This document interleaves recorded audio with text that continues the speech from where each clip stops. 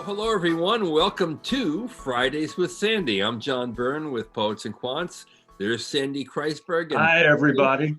Founder of HBSGuru.com. And we have today our great candidate, Vitul, who is in Pennsylvania right now. He's in the utility business. But let's get to some basic facts. He has a 710 GMAT. He has an expired GRE score of 330, which I'm assuming got him into his master's program at San Francisco State in energy systems. His undergraduate degree is from a very prestigious school in India, Birla Institute of Technology and Science, and that is in electrical and electronics engineering.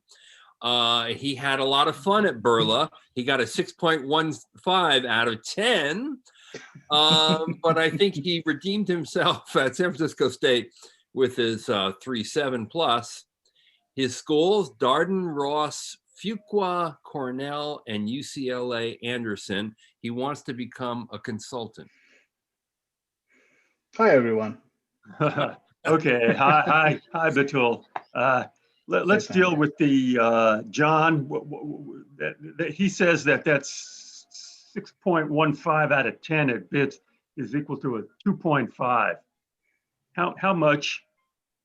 How much does his graduate school GPA of 3.76 cure that? Well, generally, a low GPA is cured by a high standardized test score or by an alternate transcript. In effect, he has an alternate transcript based on his graduate studies where he got the 3.7.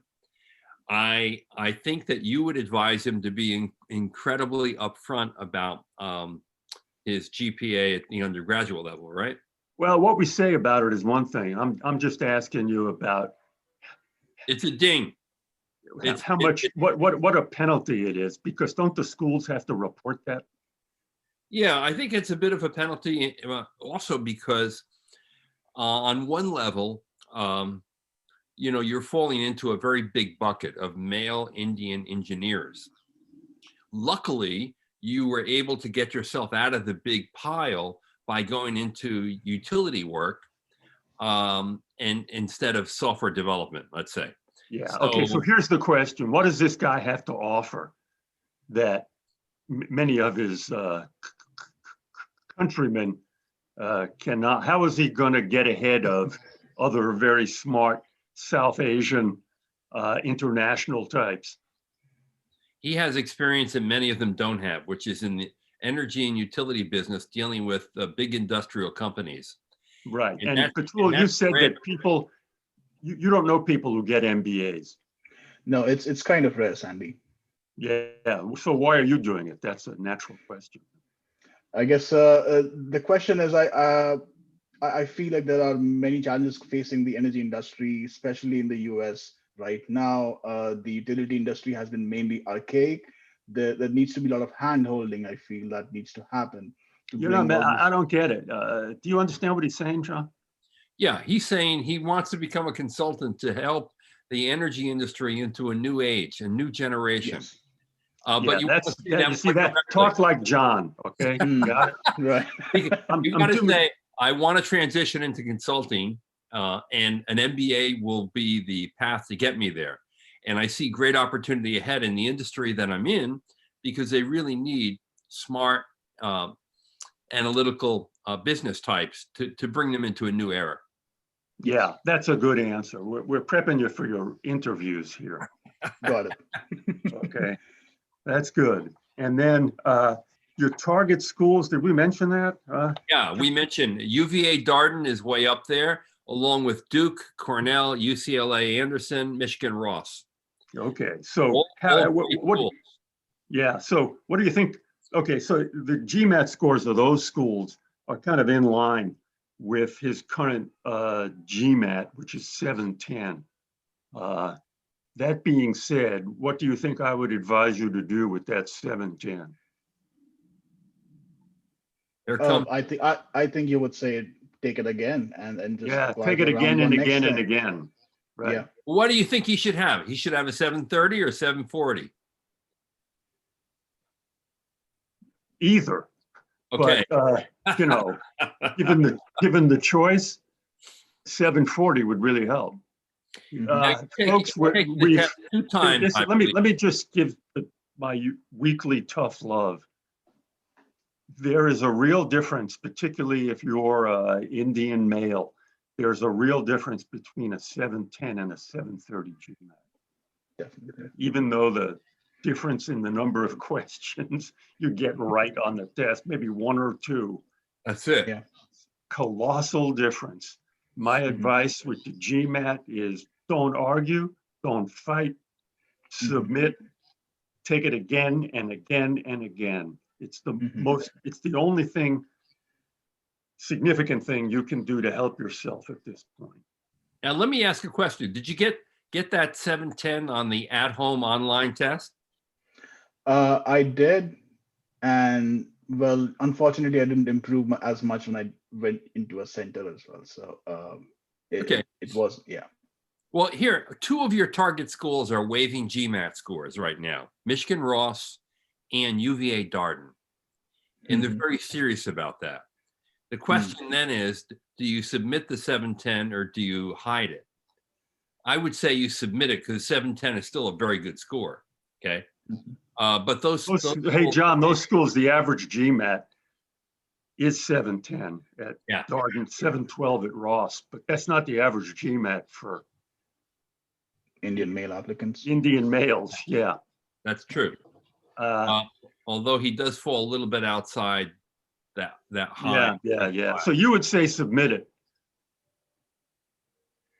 Well, I agree with you. The 730 would really help. Yeah, 730 would help.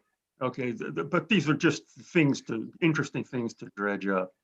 Okay. You know, part of your story, and this is why I mentioned the waiver, is that you could say you took the test, but given COVID, given all the circumstances, you don't think you did as well as you could have because on your practice test, you scored well above your 710. And you could say that in your, extra essay. Right. Believe it or not, people are buying it. Really? Yeah. Admissions offices are buying it publicly, or they've heard horror stories about people who take the at-home test. You know that a lot of people can't get into a test center. COVID is surging. Test centers are closing. The capacity in test centers is way low because of social distancing. Right. And they're being much more flexible on the GMAT. That said, however, what Sandy says is right. You're competing against other male Indian engineers who have higher GMAT scores. Exactly. I agree with that assessment. Good. Yeah. Okay, so we got that out of the way. And then your low GPA is cured a little by your graduate school GPA. And then I think after that, Mrs. Lincoln, the play is fine. Everything else is really strong. You're in this energy field, this energy consulting field. It's important. It's growing. Schools would love to have someone like you in the audience. So you're positive after that. And I think your chances at your target schools are pretty good. The question is, target schools being Darden, Ross, Fuqua, Cornell, and Anderson. What do you think a reach school would be, John? Well, I think he has 2 choices. One reach school would be MIT Sloan because of his engineering background, but I think they're going to be very put off by that GPA. And you need more than a 710. Now MIT Sloan is waiving GMATs. And if you apply to MIT Sloan, here's the problem. If your undergraduate GPA was higher and solid and raised no questions, I would say take advantage of the waiver. But because it's not, I don't think you can. I think your chances at MIT are going to be hard. Yeah. Famous Sandy saying here, schools blink once, they don't blink twice. And you'd be asking them to blink twice. And MIT in particular does not blink twice. Among the M7 schools, I think Chicago Booth might be the best fit for you. Yeah, that's a good one. and they would really like you. You'd be part of the mix. Let's see what else we got here that we're overlooking. Kellogg, maybe. Booth, Sloan. What about Berkeley? I haven't looked into it just because I was focusing more on consulting and not tech. And then Silicon Valley tends to be more software development tech industries than energy industries. So I haven't looked very closely at Berkeley at this point. All right. It sounds like you know what you're doing. And then what do you think his chances are at Wharton, John? Oh, 10%. Yeah, it's just blink once, blink twice. It's just, they got too many other guys they like more. I'd say of the schools that you've chosen on your target list, Cornell and UCLA Anderson probably have the highest odds. Mhm. Then Fuqua, Ross, Darden next. And so Darden, Ross, Fuqua, what do you think the odds are for those three schools? I think they're good. This guy is in line. He's in a field that everybody is a very desirable field. If you take away the boo-boos, he's a real solid guy. So the question is, would they blink a little at the undergraduate low GPA? Yeah, I think they would. I think his chances there are 30, 40%. I think his chances of being interviewed or getting to the next phase would be real high. And then it's just a question of getting your act together for the interview. Mhm. Don't you think an important part of his success story would be telling the admissions officer what kind of leadership opportunities he has had in the utility business? Yeah, that would help. They're just going to like, it's all there. The resume we've got. Yeah. It's all there. You go, I get it. This guy is the energy consultant, and he works for. He could easily work for the energy, line of a big three consulting firm or a specialist energy consulting firm. Do you know any? What are some employers you'd be interested in? I wouldn't be interested probably in MBB essentially, and then PwC, KPMG, any of those.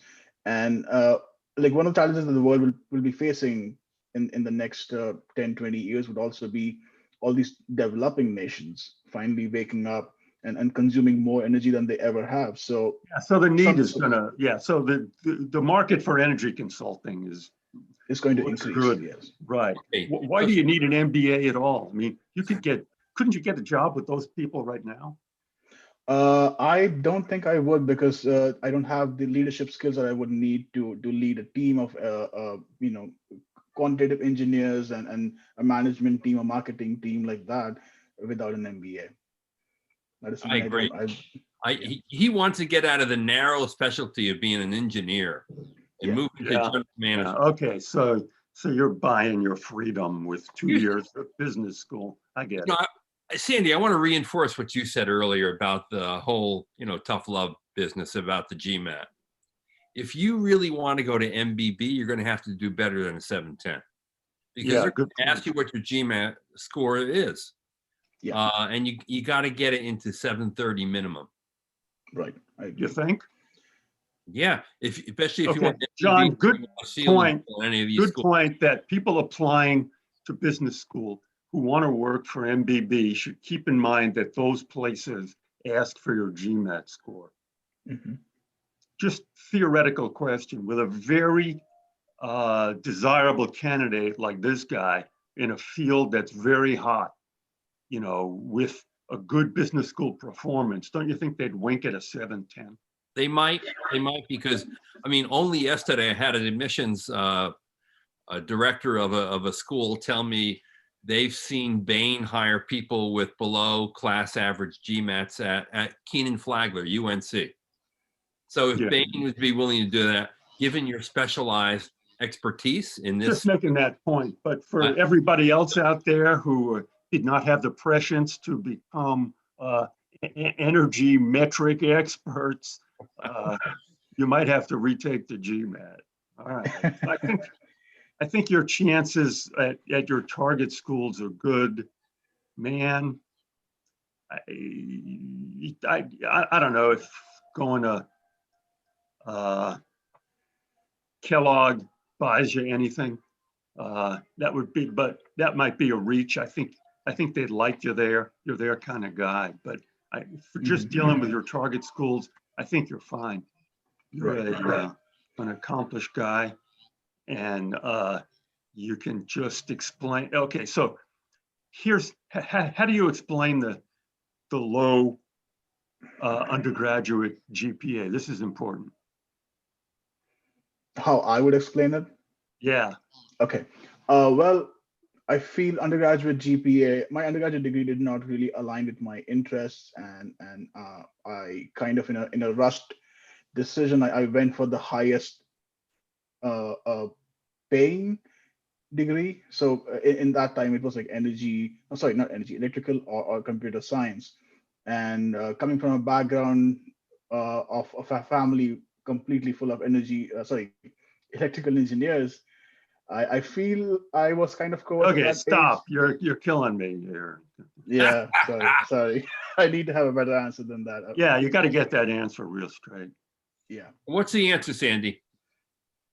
First of all, it's not a predictor of the success I'm going to have at your place. A better predictor is my performance in grad school, which proves that I can sit still, eat crap, and spit it back. And I didn't take it seriously, wasn't mature enough. I regret it. It's it's a big regret, and that's my story. I'm sticking with it. Did it get better at all? Did your grades get better? In my undergrad, no. Yeah. Okay. So yeah, that's my story. And I mean, incrementally, but not anything. Yeah. So I would just go. I didn't take it seriously. It was a huge regret. Yeah. I didn't take it seriously. Were you particularly young or not? I was. I mean, I was at least a year and a half younger than all of my classmates. I probably was the youngest in all of my class. You might say that, I entered a little younger than my classmates. I wasn't mature enough. I didn't take it seriously. And then I didn't have the wherewithal to, I would just leave it at that. I didn't take it seriously. Yeah. Real regret. Yeah. There's no other answer. Mm-hmm. Yeah. And other than that first statement, which is incredibly important that Sandy made, which is my undergraduate record is not indicative of my academic abilities as proven by my master's degree. Right. It's not predictive of what I'm going to do at your business. Predictive. Exactly. So that's the first statement, and that's the statement that's going to be remembered. Right. I agree with that. Yeah. Okay. But you're, aside from that boo-boo, you got a lot going for you, and you should get into these schools. If you don't, I don't know what are these schools doing about interviewing now? I guess they're all doing virtual interviews. Yeah. So this is good practice. Yeah. These are all good schools. Good people will be evaluating you. They're great MBA programs. Yeah. You get into any one of these, you're golden. That's true. Just a question aside from this, I actually, as Sandy correctly suggested, that I am looking to write the GMAT again, trying to increase my my chances at these schools. But is there, as we discussed, that no penalty. They don't care. They just want the number, baby. They don't care if you take it 12 times. Exactly. So I want to get that number. I want to get that number right. I want to get 740 plus to get into my dream school of Darden or Ross at this point.